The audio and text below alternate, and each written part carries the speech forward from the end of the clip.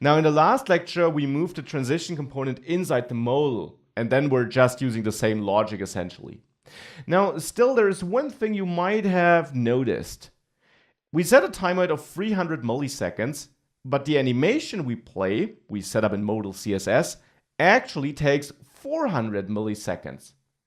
Now that isn't an issue, it simply will not play the entire animation. That's the thing, which then of course might be an issue again.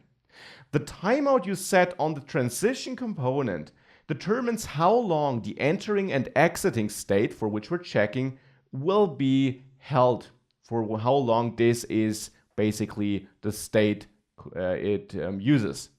If you define a timeout which is much shorter than the animation you play, you simply quit the animation preemptively, because you switch the state too early. You switch to exit it, which will mean that the element is removed, and that of course might not be the behavior you're looking for.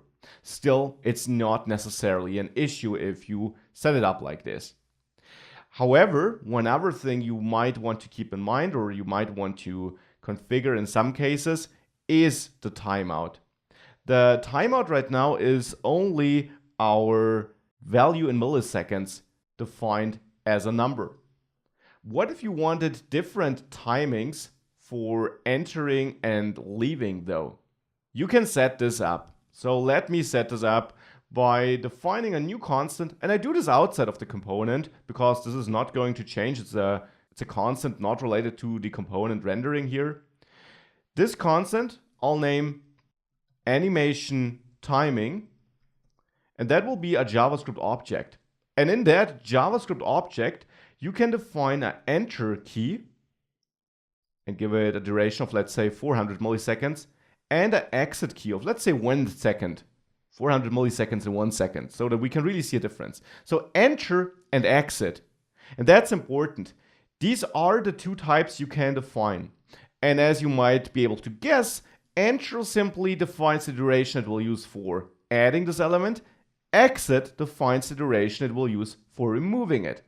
So now if we pass animation timing here, this object we just defined to timeout, it will use these values for the two different types of transition. With that, let's also adjust the animation in our CSS file, and let's say close modal there also should take 1 second. If we now save this and we go back and we click open modal, the animation in is the same as before, but if I dismiss this, it's much slower, over 1 second. And there you can see the different durations being used. So that's something to keep in mind about the timing. It can quit an animation too early, and you can also define different timings for entering and exiting.